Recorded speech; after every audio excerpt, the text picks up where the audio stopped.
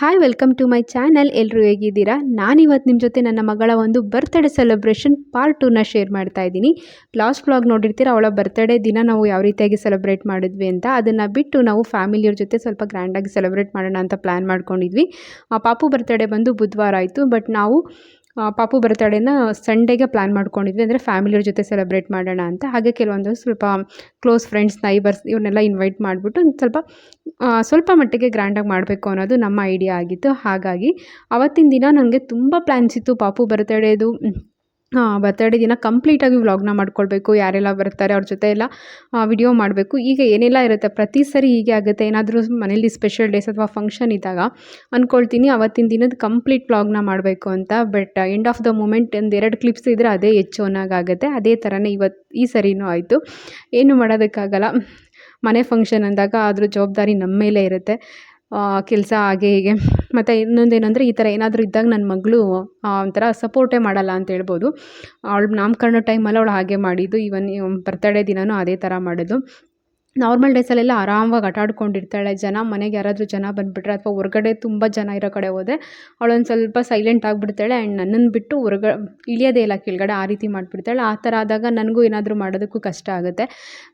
So ಇರೋಂಥ ಕ್ಲಿಪ್ಸ್ನ ಈಗ ನನ್ನ ಒಂದು ಮೆಮೊರಿಗೋಸ್ಕರ, ಅಂದರೆ ನನಗೆ ಅದನ್ನು ಡಿಲೀಟ್ ಮಾಡೋದಕ್ಕೆ ಮನಸ್ಸಿರಲಿಲ್ಲ, ಸೊ ಅದನ್ನು ಶೇರ್ ಮಾಡ್ತಾಯಿದ್ದೀನಿ. ತುಂಬ ಏನಿಲ್ಲ, ಒಂದು 6 ಮಿನಿಟ್ಸ್ವರೆಗೂ ಇದ್ದರೆ ಅಷ್ಟೇ ಹೆಚ್ಚು.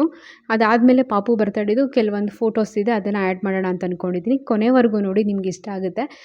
ತುಂಬ ಸಿಂಪಲ್ಲಾಗಿ ನಾವೇ ಡೆಕೋರೇಷನ್ ಎಲ್ಲ ಮಾಡಿ, ಮತ್ತು ಒಂದು ಪರ್ಪಲ್ ಥೀಮಲ್ಲಿ, ಪಾಪು ಬಟ್ಟೆ ಹೇಗಿದ್ರು ಪರ್ಪಲ್ ಕಲರ್ ತೊಗೊಂಡಿದೆ, ಅದೇ ಥೀಮಲ್ಲಿ ಡೆಕೋರೇಷನು ಮತ್ತು ಕೇಕು. ಆ್ಯಂಡ್ ನಾವು ಕೂಡ ಅದೇ ಥರ ರೆಡಿ ಆಗಿಬಿಟ್ಟು ಒಂದು ಕೇಕೆಲ್ಲ ಕಟ್ ಮಾಡಿದ್ದು ಅಷ್ಟೇ. ಇನ್ನು ಅದನ್ನು ಬಿಟ್ಟು ಇನ್ನೇನಿಲ್ಲ.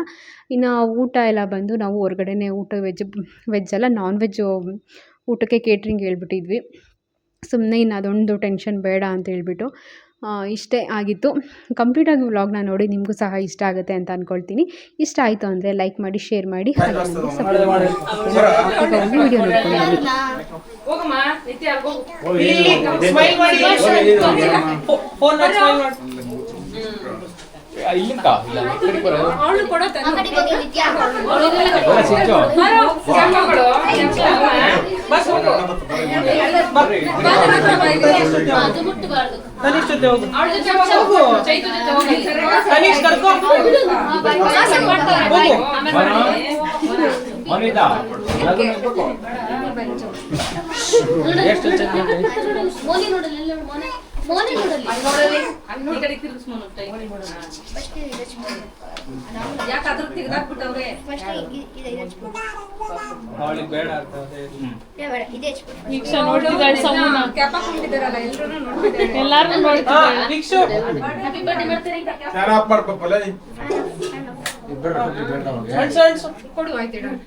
ಬೇಡ, ಸ್ವಲ್ಪ ತಿರ್ಲಿ.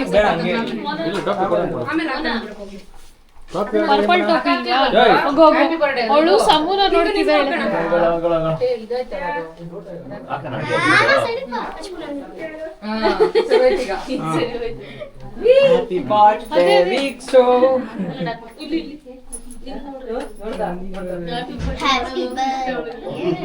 Happy birthday to you. Happy birthday to you. Happy birthday to you, Viksha. Happy birthday to you. Happy birthday.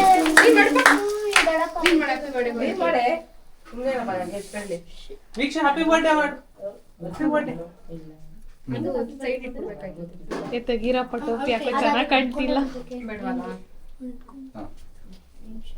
ಅದು ತೆಗೆದ್ಬಿಡು, ಅದು ವ್ಯಾಕ್ಸ್ ಹೋದ್ರೆ. ಈ ಕೈಯಲ್ಲಿ ಚಿನ್ನು ಇಡ್ಲಿ ತಗೋ ಚಿನ್ನು.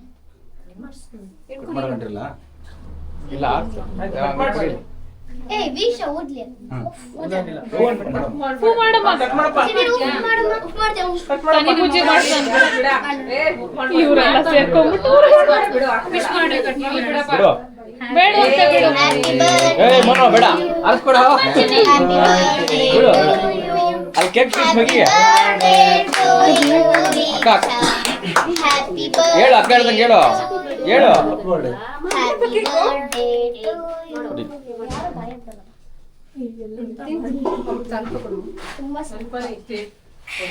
ಹೌದು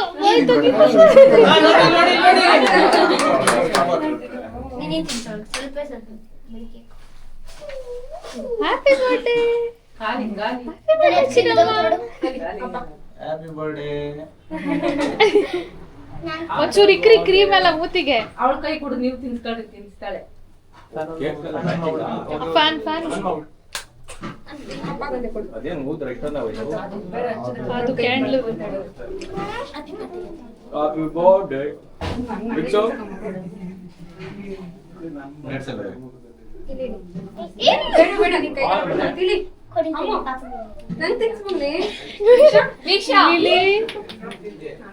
ಬೇಕಂದ್ರೆ ತಿನ್ಕೋ.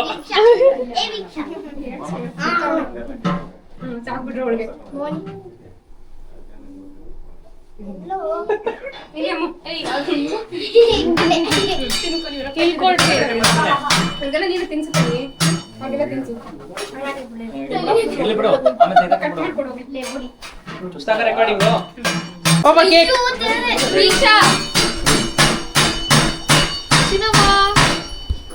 ಇದೆಲ್ಲ ಬಂದಿದ್ದು ತರ್ಲಿಲ್ಲ ಅಥವಾ ಡಬ್ಬ ಬಡಿತಾ ಇದೆಯಾ?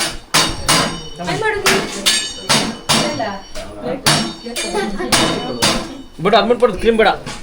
ಕೇಕ್ ಕೊಡ್ತೀನಿ ಬೇಕಾದ್ರೆ. ಪ್ಲೇಟ್ ಕೊಡ್ತಿದ್ದೆ.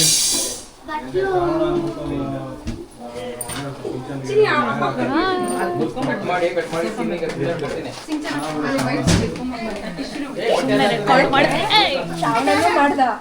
ಇದನ್ನು ಮಾಡ್ದ ಎಲ್ಲಾರು ರೆಕಾರ್ಡ್ ಮಾಡ್ತಿದ್ದೀನಿ. ಬನ್ನಿ ಫೋಟೋ ತೆಗೆಸ್ಕೊಳ್ಳಿ.